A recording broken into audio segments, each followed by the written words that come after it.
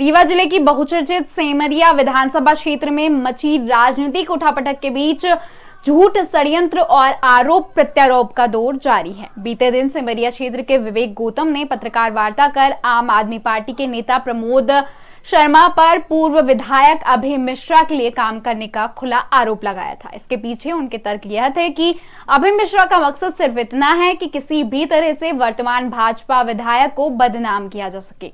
बीते दिनों प्रमोद शर्मा ने भी पत्रकार वार्ता कर वर्तमान विधायक सेमरिया पर भ्रष्टाचार के आरोप लगाए थे और सेमरिया क्षेत्र में हुए भ्रष्टाचार की शिकायत ईओडब्ल्यू भोपाल में किए जाने की बात कही थी। ईओडब्ल्यू में शिकायत करने तक तो ठीक है, लेकिन खबर को लेकर फिर सवाल उठे हैं। खबर में बताया गया है कि पत्रकार भोपाल की गलियों में मिले और पत्रकार के द्वारा खबर चलाई गई। खबर बनाने के स्थान पर विवेक गौतम ने आम आदमी पार्टी के नेता प्रमोद शर्मा को घेरा है। विवेक गौतम ने फिर दोहराया कि अभय मिश्रा के लिए प्रमोद शर्मा काम करते हैं। उनका तर्क है कि समाचार कवरेज भोपाल बताया गया है, जबकि जिस जगह समाचार कवरेज की गई है वह स्थान भोपाल नहीं, अभय मिश्रा का फार्म हाउस था।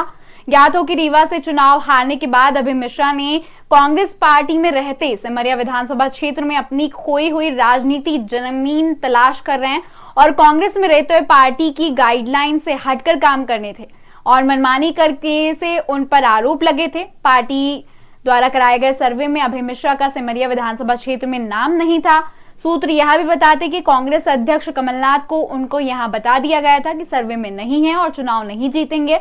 इसी दौरान पूर्व विधायक अभय मिश्रा पर उनके फार्म हाउस के अतिक्रमण और पार्टनर शराब कारोबार के साथ धोखाधड़ी के आरोप लगे थे। लोगों का कहना है कि कांग्रेस से उन्हें टिकट नहीं मिल रही थी और उनको भाजपा में आने की यही मजबूरी थी।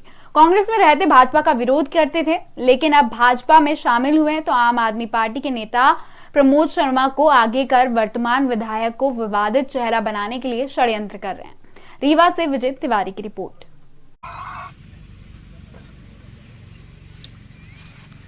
साथियों, आप सभी को नमस्कार। मैं विवेक गौतम। अभी 2 दिन पहले मैंने प्रमोद शर्मा और अभय मिश्रा के का जो कनेक्शन है उसके संदर्भ में मीडिया के सामने अपना पक्ष रखा था। 3 दिन पहले एक फेसबुक पेज पर प्रमोद शर्मा का एक बयान वायरल हुआ था, जिसमें उन्होंने ये आरोप लगाया था कि सेमरिया में भ्रष्टाचार हुए हैं।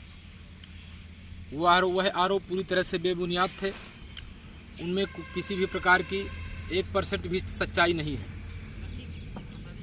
वह जो न्यूज़ चली, वह न्यूज़ में एक पत्रकार ने प्रकाशित किया था अपने चैनल में। उसमें इस बात का उल्लेख किया गया था, उस पत्रकार ने यह विषय रखा था कि प्रमोद शर्मा हमको भोपाल की गलियों में मिल गए और वो यहाँ पर ईडब्ल्यूओ में शिकायत करने आए। मैंने पहले भी कहा था कि ये अभय मिश्रा की चाल है।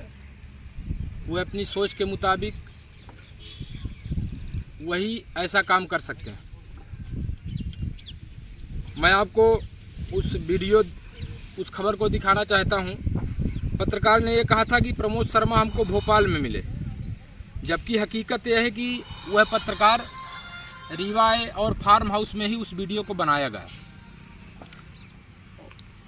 तो इस प्रकार की झूठ और बेबुनियादे खबरें वर्तमान में चुनावी समय है चलाई जा रही हैं।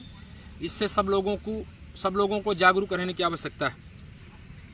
ये पेज है, इस पेज में ये वीडियो जो चल रही है, आप देखिए। ये प्रमोद शर्मा बैठे हैं। ये जो सोफ़ा है, ये सोफ़ा अभय मिश्रा के फार्म हाउस का है। इस सोफ़े में जो कलर है, ये कलर और इसमें साइड में इसकी रील लगी हुई है, ये सब मैंने उस समय जब अभय मिश्रा के यहाँ मैं रहता था तो मैंने इंदौर से मंगवाया था इस चीज़। और पीछे जो दरवाज़ा खिड़की, ये पूरी तरह से 100% क्लियर है कि यह वीडियो फार्म हाउस में बनाया गया। उस पत्रकार ने भी झूठ बोला और प्रमोद शर्मा तो झूठ के बोलने के लिए बने ही है। इसलिए ये जो वीडियो था वो भोपाल में न बनकर रीवा में अभय मिश्रा के फार्म हाउस में बनाया गया था। अगर इन पत्रकारों का मोबाइल नंबर, टावर लोकेशन निकाला जाए तो दूध का दूध, पानी का पानी हो जाएगा। और इससे यह प्रूफ होता है कि प्रमोद शर्मा अभय मिश्रा के लिए काम करते हैं। धन्यवाद।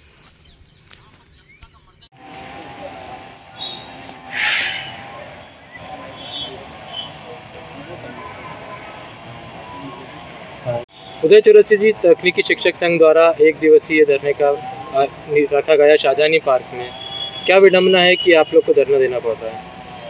तकनीकी शिक्षक संघ में 2 कैडर चल रहे हैं। एक कैडर है शासकीय वर्ग का, एक है 2004 नियमावली के शिक्षकों का, जिनको सोसाइटी के पद बोले जाते हैं। दोनों में क्योंकि ज़मीन आसमान का फ़र्क है, दोनों नियमों में विपरीत, या ये कहें कि हमारे शिक्षकों का मनोबल 2004 नियमावली से, जो 2004 के बाद अपॉइंटेड हैं 2004 के, उन शिक्षकों को इस नियमावली का बिल्कुल विपरीत प्रभाव पड़ा है उनके शैक्षणिक उसमें, या ये कहें उनके प्रमोशंस में, या और भी कहीं जो इनके हायर स्टडी के लिए जाना है उसमें भी इन पर विपरीत प्रभाव पड़ा है। तो तकनीकी शिक्षक संघ पिछले 2 सालों से ये 2004 नियमावली को समाप्त करके शासन में संविलियन की मांग करता आया है। इसी दिशा में हाल ही में 15 सितंबर 2023 को अभियांत्रिक दिवस के दिन भी प्रदेश के समस्त स्वशासी शासकीय इंजीनियरिंग पॉलिटेक्निक महाविद्यालय के शिक्षकों ने अपने सामूहिक अवकाश लेकर के एक धरना कॉलेज लेवल पे दिया था। उसके उपरांत भी शासन द्वारा आज दिनांक तक नई कार्रवाई हुई, तो मजबूरन दुखी मन से यहाँ पर शाहजहानी पार्क में धरना, एक दिवसीय धरना दे रहा है, जिससे कि उनका एक ही मकसद है तकनीकी शिक्षक संघ का कि 2004 नियमावली शिक्षकों का शासन में सम्मिलित किया जाए। अभी ज्ञापन आप कहाँ पर सौंप चुके हैं? अभी हमने ज्ञापन आज हमने माननीय मुख्यमंत्री जी को और तकनीकी शिक्षा मंत्री यशोधरा राज सिंधिया मैडम को ज्ञापन दिया है। क्या वो स्वयं ज्ञापन लेने आए थे? नहीं, वो प्रशासन के लोग आए थे, उनको दिया गया। यहाँ पर धरना स्थल पे ये आए थे, उनको दिया गया। क्या इस सभी प्रक्रिया से आप खुश हैं? खुश तो नहीं है, लेकिन ये है कि हमारे पास कोई ऑप्शन नहीं है। हम अपनी बात शासन पे कैसे, कहाँ तक, किस तरह से पहुँचाएँ, और हम इसके लिए धरने पे बैठे हैं। और हम यही मांग करते हैं कि शायद हमारी सुनवाई हो, और ये जो जिनकी 2004 नियुक्त शिक्षकों, जिनकी 800 की संख्या है, इन सबको एक तकनीकी शिक्षा विभाग है तो एक ही नियम उसमें लागू हो, अब सबको शासकीय किया जाए। काफ़ी लंबित चली आ रही है आपकी मांग, अभी तक कोई सुनवाई नहीं हुई है। क्या इस प्रकार के रवैये से सरकार के आप खुश हैं? नहीं, बिल्कुल खुश नहीं है। ये शिक्षकों का है। हमें कभी बहुत बुरा लगता है कि हमें भी, या सब क्लास 1 ऑफिसर हैं, सब MPPSC गेट से सिलेक्टेड शिक्षक हैं, और हमें शिक्षा का दायित्व दिया गया है, और हमें इस तरह के धरने पे बैठ के हम खुश तो नहीं है इस चीज़ को लेकर। एक अच्छे समाज को बनाने के लिए शिक्षक को रीढ़ की हड्डी कहा जाता है। आज वही रीढ़ की हड्डी कमज़ोर नज़र आ रही है मध्य प्रदेश में।